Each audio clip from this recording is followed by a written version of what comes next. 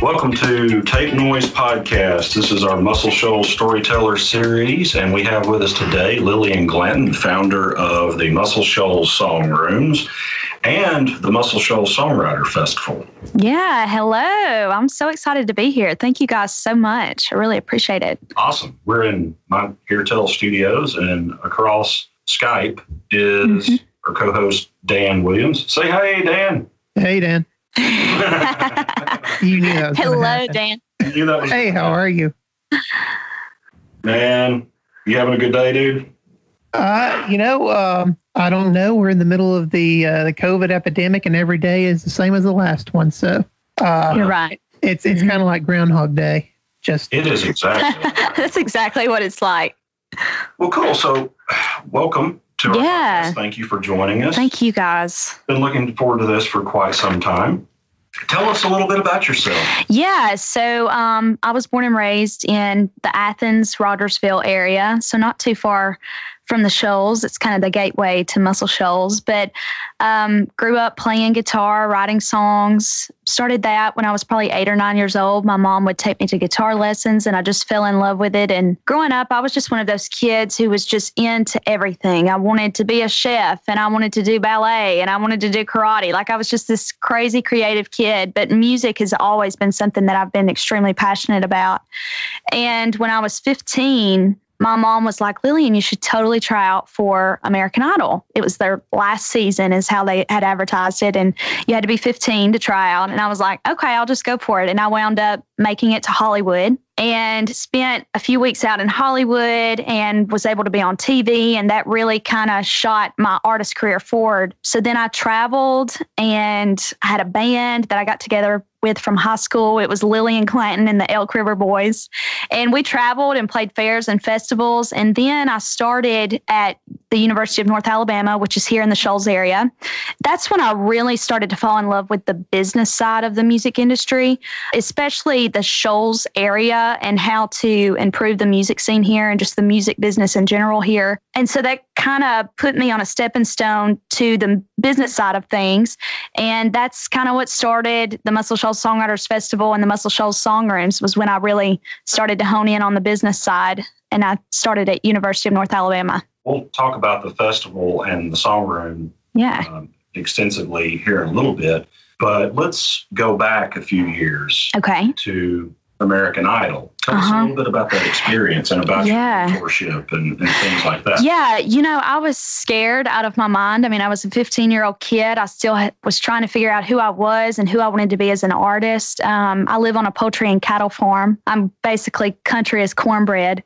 That's kind of what I went into. I was just this country girl from Alabama, and I sang an original song called Country Boyfriend on American Idol. And that kind of sent me on this journey to going to Hollywood. And I remember the night that my audition aired, I literally was holding my phone and looking on Facebook and Instagram, and my followers people were just kept constantly liking my Facebook page, constantly checking my Instagram. It was just crazy when you get that 15 minutes of fame of being on national television and what that can do for your career as an artist. But the thing that they don't tell you is how hard it is to continue that momentum after the show is over with. So I made it to top 200 on American Idol, and unfortunately got booted off of the show and came back home. And then I was all of a sudden known as this little girl who was now 16 years old and had been on a national TV show.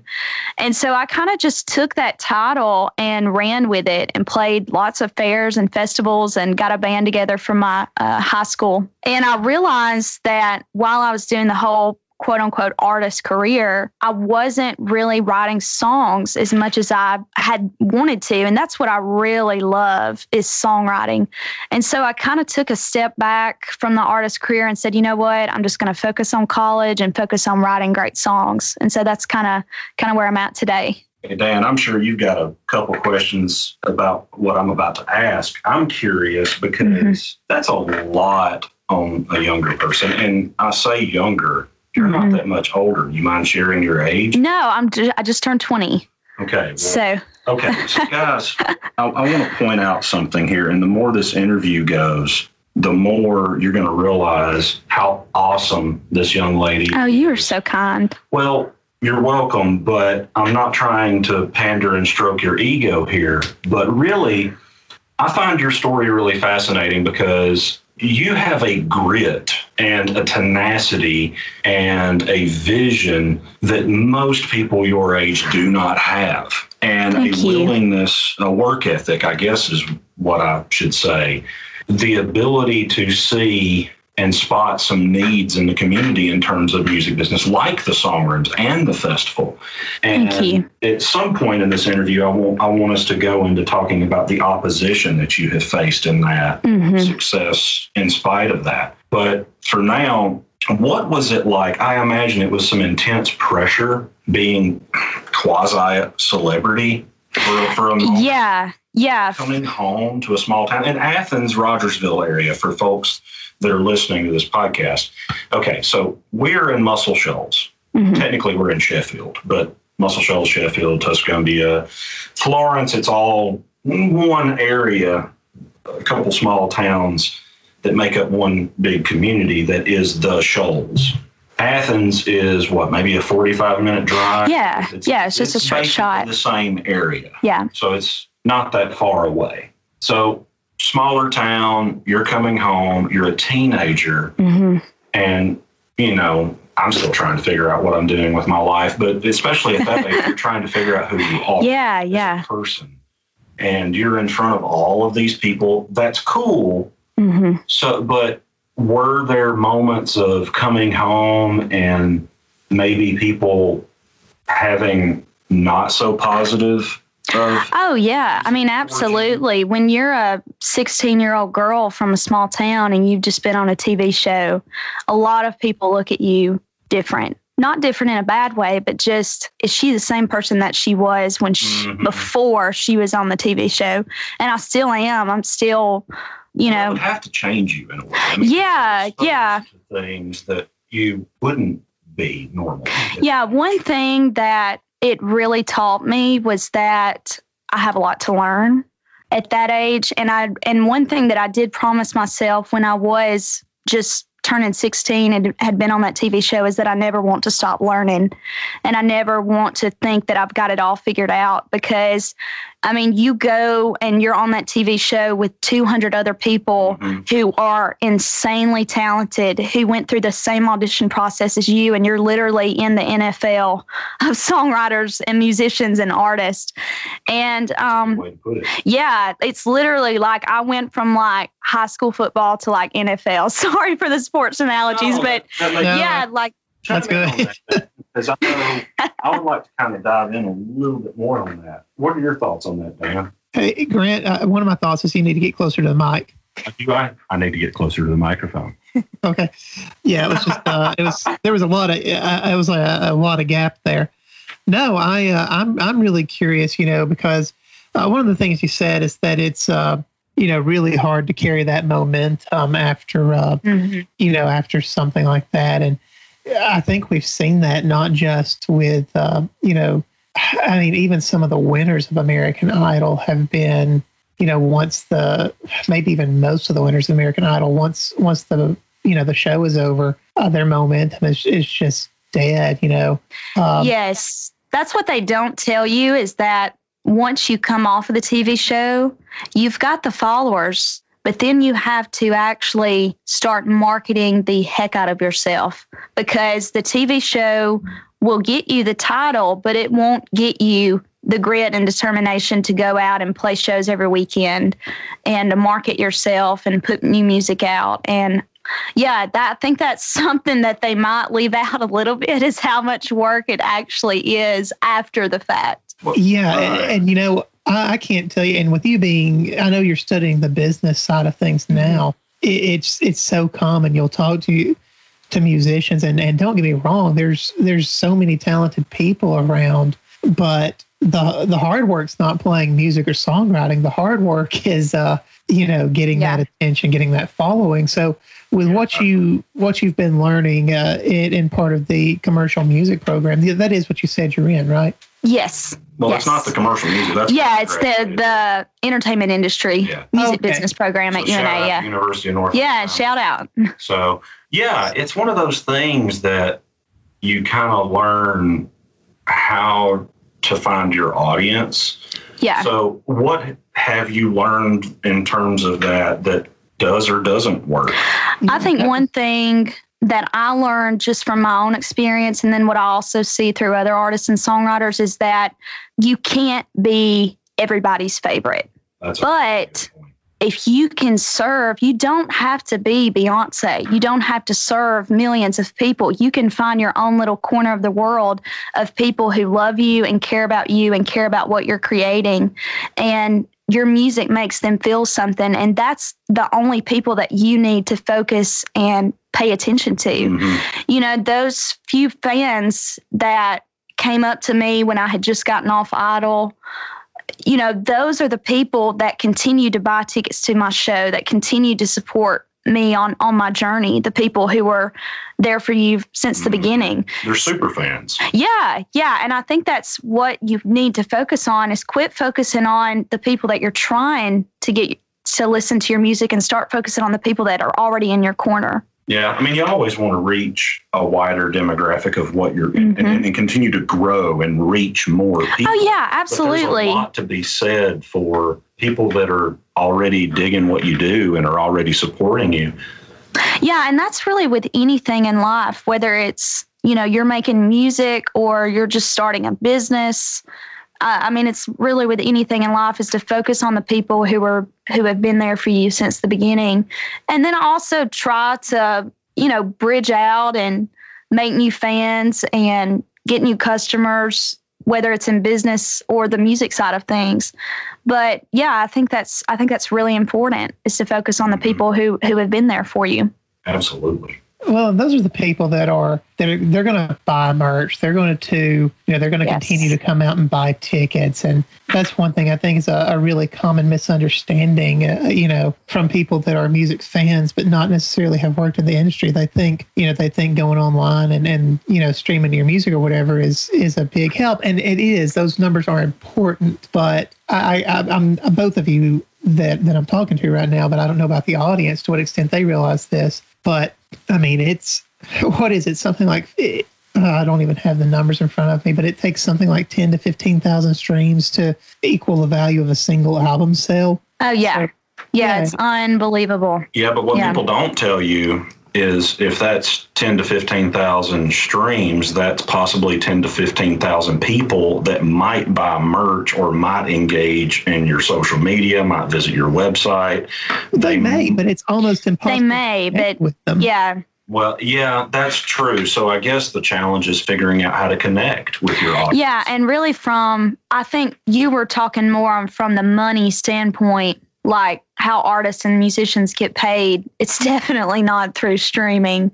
Yeah. It's through people spending their hard-earned money on buying a ticket to come to your show and buy your CD and buy your T-shirts or koozies, during the show or after the show. Exactly. And I guess that's just what I'm saying. Those are what the super fans are going to do. The casual fans, the people that are listening and helping, the numbers get out there and,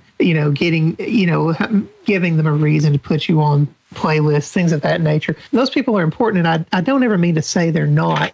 Just that, I can tell you, I've personally had, single individuals after one show buy more merch in one sitting than what we've made in streaming in years. It's unbelievable. It's just that, and this is, I want to pick your brain because, this is what you're pursuing.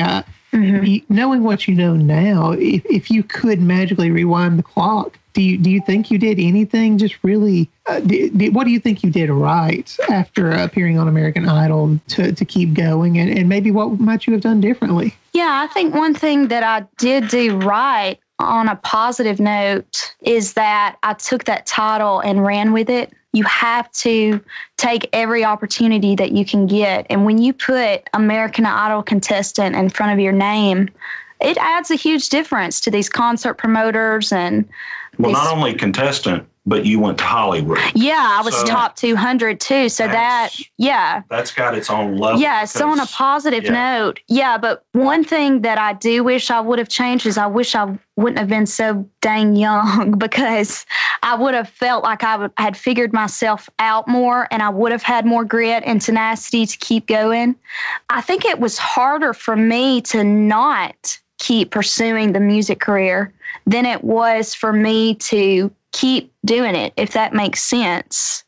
In a way, it was almost... In terms of expectations of people or of yourself? Yeah, I think it was... I just put so much pressure on myself. And I mean, I was a 16-year-old girl. I was still in high school. I was still trying to figure out if I wanted to go to a party on a Friday night or if I wanted to go play this gig at this restaurant. You know what I mean? Like, it was just a really weird time in my life to be doing something that major. So, yeah. You're only 4 years away from that, too. So, you're not even old enough to drink alcohol.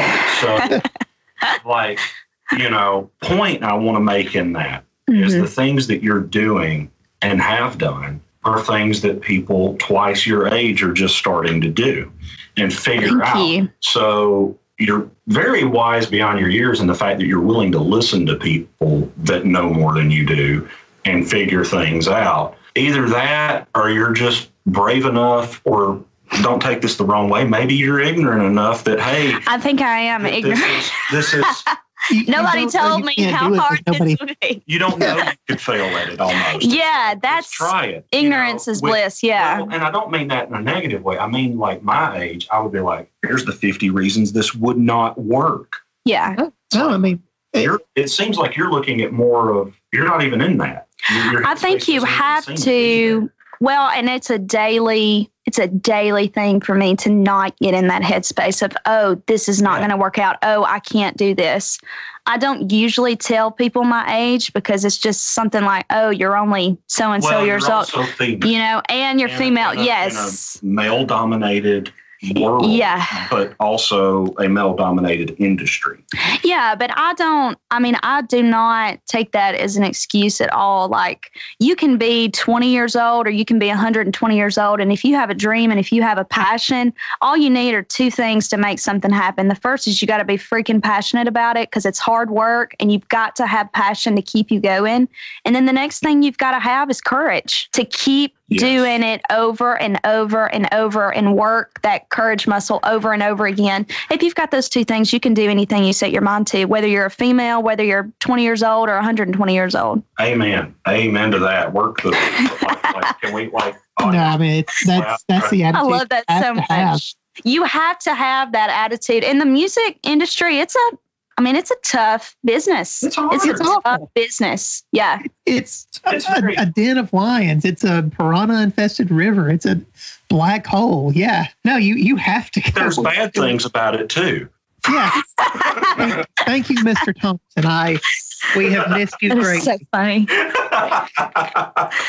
No, I think my grandma, she said, Lillian, the world is not for sissies. And I mean, it's just really not. You just got to have those two things. You got to have passion. You got to have courage to make something happen. Amen to that. But I mean, it's not worth pursuing this line unless you keep saying passion and courage. And if you don't have those things, there's no sense in even pursuing any career in the arts because it's so hard. It's so competitive. You have to love it. It has to be the only thing you ever could see yourself being happy doing. Yeah, exactly. And I mean, you're an inspiration to all of us doing this thing. I mean, thank you. You're an inspiration to me. Well, I mean, my you goodness. don't have to lie to us. No, I'm not. Both of y'all are. Yes, she does. Let me feel better about myself for a brief moment, Dan. Just a little while. Moment's over. Who told you you could feel good today? I'm spreading kindness confetti. But in all seriousness, I mean, it's one of those things that you have practiced the art of see a need, fill a need in this area, and which leads us to the song rooms, Muscle Shoals Song Rooms. Yeah. Website, which is muscleshoalssongrooms.com. It says in the bio, just the About Us page, located in the hip recording capital of the world, the Muscle Shoals Songrooms feature 3 writing rooms that are uniquely and acoustically designed for songwriters to spark creativity. You guys offer monthly and yearly memberships. Mm-hmm. Songroom membership grants you unlimited access to your online appointment calendar where you can choose the date, time, and room that works best for your busy schedule. Open 7 days a week from 8 a.m. to 8 p.m. You have coffee, snacks, hot chocolate, which I'm a fan of. And your membership also includes exclusive pitch to publisher nights, access to songwriter workshops led by top music industry professionals, a chance to create new co-writer relationships, reduced rates on future Shoals songwriter retreats, reduced song demo costs at a local recording studio, which is my studio here. Yes. And so that's a partnership we have. And going down a little bit in your description, says a quote from you says, every week I would book co-writes with songwriters in town, speaking of Muscle Shoals, and the question would always be, where are we going to write? So you decided to create the song room. Yeah, that's the problem that I had for a long time in this area is that I live 40 minutes away in Rogersville, Athens area, and every time I would come to town, it would be like, well, dude, or hey, girl, where are we going to write at? You know, and there was nowhere that was professional and creative for songwriters in this area to write. And there was this building on the corner. It's just 2 blocks up from Muscle Shoals Sound, and it was for rent.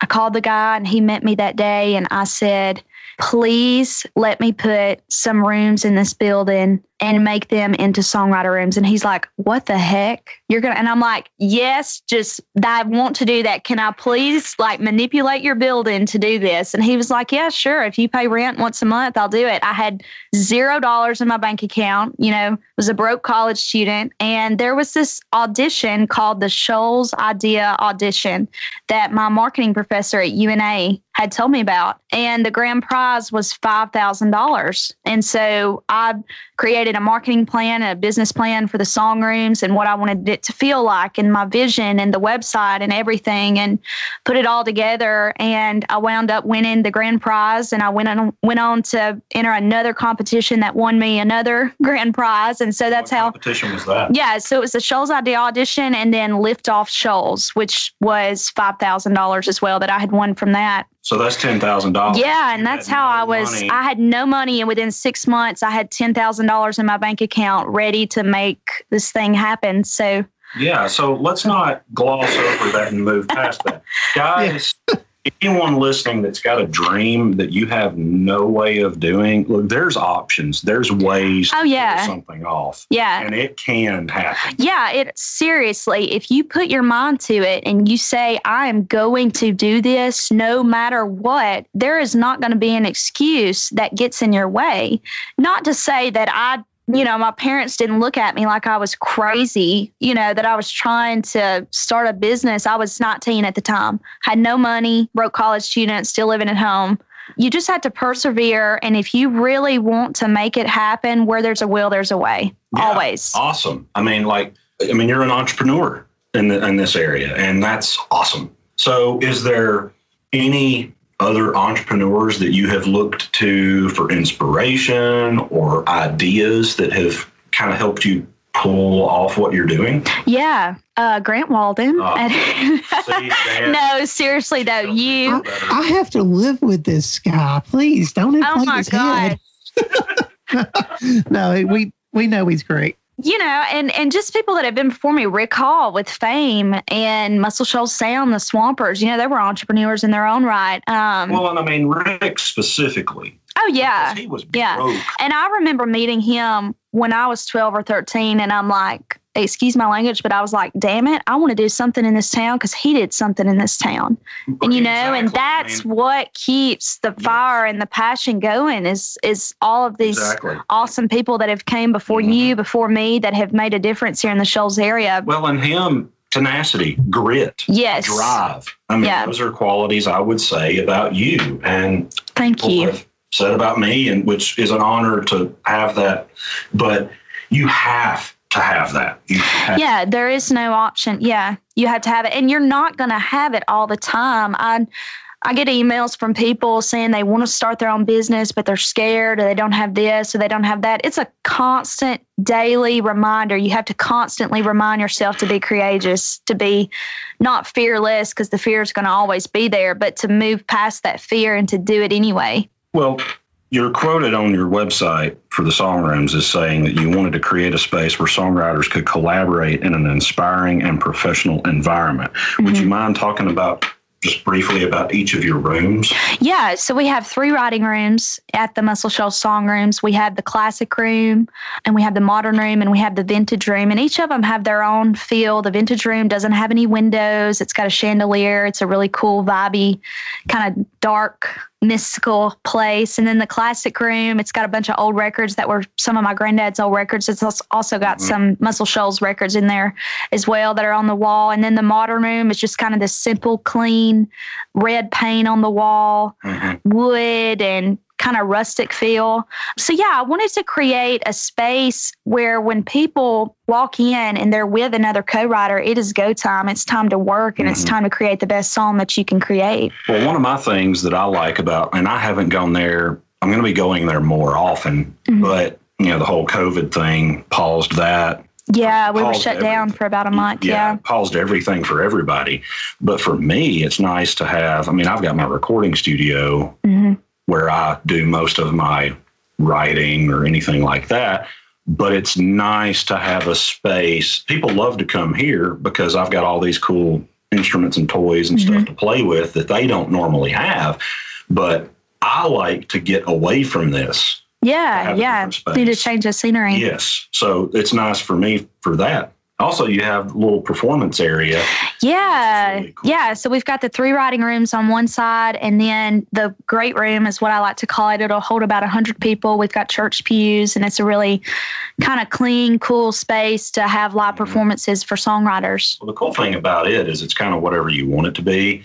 I backed Rhonda Ray playing guitar. She did a live on Facebook 30-minute gig and last week, and not a few weeks ago, Carrie Gilbert, who's Carrie Gilbert. Yeah, that's been really fun to host live streams for artists in this area. Yeah, 3 video cameras live on Facebook, and it was kind of a telethon-ish sort of situation where it was a benefit for Carrie, who's fighting cancer, and you've had the live on Zoom meetup thing that Kevin Robinson. Oh, yeah. So during all of this COVID stuff, we had to cancel a lot of in-person songwriter workshops. So we started the Songrooms webinar series, which is a way to reach songwriters remotely. And that's been really fun because not only can I reach songwriters in the Shoals area, but I can literally reach songwriters from all over the world and to bring in people who are knowledgeable in the music business and can help them get to that next level. Right. And Kevin was really interesting. I missed the first time he did it, which really bummed me out.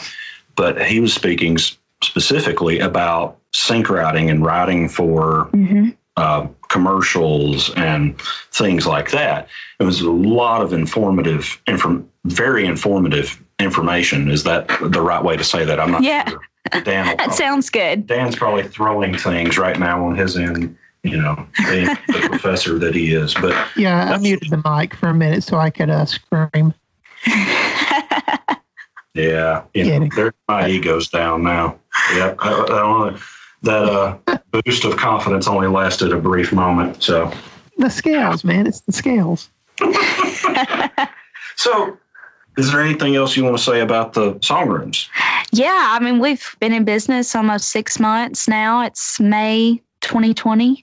And we've got about 40. Wow. See, that's awesome. Yeah. So people are in there. It's really cool. It's people that come in there. We have several people a week in there writing together and making music together. And what's cool is that you're making music on Jackson Highway, kind of where all of the Muscle Shoals music started. So it's really an honor to be on Jackson Highway and to have a creative hub for songwriters in this area. Right. And so, check out the muscleshoalssongrooms.com. And if you're local in the area, check us out. If you're a writer, and if you're not local and a lot of people in Nashville and Memphis come to the Muscle Shoals area or Huntsville or whatever. You may want to join as well and weekly or a monthly trip to come here, maybe an excuse to come to the Shoals area.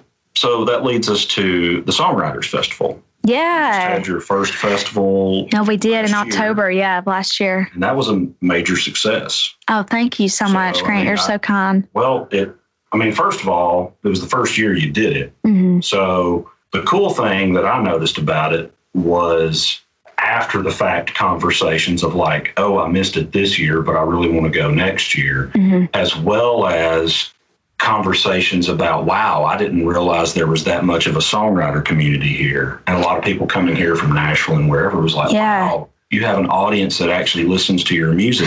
That was one thing that I got too. We brought over 100 songwriters from all over the world. We had people from Australia and Canada and Nashville and Georgia and California. And that's one thing that's really cool about being a songwriter in this area is that people listen to your songs. If you provide that space for intimacy, between a songwriter and the audience, people will listen. And so that was really cool about bringing that aspect to the Songwriters Festival, because generally that's what a Songwriters Festival is. It's about the song, so that was really cool to create that experience. Well, you've said before that a lot of your inspiration came from Stephanie Brown, who's also a songwriter. Credited for she co-wrote Burning Bridges for Garth Brooks, and several other songs for different artists, was in Nashville for a while and is back in town. She started this song circle thing. Yeah, she kind of inspired me because a lot of songwriters were coming to her song circle and we were all together. And I was like, I want more of this. And everybody else that's was in the song circle was like, I want more of this too, So that's kind of what inspired to create really the song rooms, to create that creative hub for songwriters. But it's funny because I started with the Songwriters Festival and then the song rooms opened like 6 months later, because that's when I was finding out about more songwriters in the area and making more connections. And I was like, I need a place to write. Well, the cool thing about it, Stephanie's song circle that she does, as well as the Songwriter Festival and the Song Room, what I think that those things, I don't think in isolation could have done on their own, but collectively gave a spotlight to say, wow, there is a songwriter community in the Shoals area. Oh, absolutely. There's always been professional level songwriters, not just people hacking away at songs, but really. Yeah, it's legit. Yeah. So kudos to you guys for doing that. And I think that what that did for a lot of us in conversations I've had with other writers, and get you to speak into this, is that we're like, oh, wow, I didn't know this person existed, or I didn't even know I've known this person for 5 years, but I didn't know they wrote. Yeah. And just basically people being informed and like, oh, this is a thing. We all exist. There's other people into writing the same style. And it's not all just country or whatever. It's pretty eclectic and varied. Oh yeah, that's another cool thing about the Shoals area. We've got people who write country, we've got people who write pop, jazz, Americana. It's all over across the board. And another cool thing is that we're not just the Shoals area. We reach Birmingham, Huntsville, Nashville. We're all, we're right here in the middle of it all. And so that's another cool thing too. I mean, one thing with the Songwriters Festival and the song rooms, I just want to inspire other songwriters, not only in this area, but just in beyond, that they can do anything that they set their mind to. They can create events and create opportunities for other songwriters if they have that drive and that passion. Well, one thing, you may or may not have heard this because it was you putting it on, but Dan, chime in here. You may have heard this as well, but your festival was in November of last year, 2019. October. Well, at the end of October, End of October. Okay, that's why I'm getting it confused. Okay, a few weeks prior to that was the first Shoals Fest as well, with Jason Isbell, Mavis Staples, and Sheryl Crow. I mean, that's a great event. Pretty big festival, and over 5,000 plus people. So I heard a lot of people, well, I say a lot, people speaking that, oh man, the area is not going to support 2 new big festivals less than a month apart. Yeah. But it did. Yeah, I think that's, in a big way. Yeah, I honestly, it was kind of crazy how all of that happened. I honestly think, though, the more the merrier. The more that people are putting on events, the more that people spread the word about the Shoals area and what we're doing here, and this kind of new wave and new generation of folks that are coming together and creating something new. Yeah, I think it was just a real opportunity for just the Shoals area in general to have the Shoals Fest and then to have songwriters from all over the world with the Muscle Shoals Songwriters Festival. I think it just created a whole array of opportunity for the Shoals area. Did you hear any of that kind of, Dan? I mean, not really. You got to consider October is pretty much, I don't think we've brought this up, but this is a good opportunity to do so, especially because we're talking about the local scene. I don't know if people outside of this area appreciate this, but unless it's something really special, and even if it is something really special, October in Alabama is right in the middle of football season. Well, that's tell me about it. Point. Yeah, I literally had to. I was just praying. I was like, "Oh my God, if Auburn or Alabama's playing." Because it was hard. I mean, that's why I picked the date. Hoping it's hard. Also, football. One of the days it was storming really bad. I remember. Yes, so the 25th it stormed really bad. Yeah. Really storming. Like it was raining really bad. And it was still packed. Yeah. Which was we sold out. Yeah.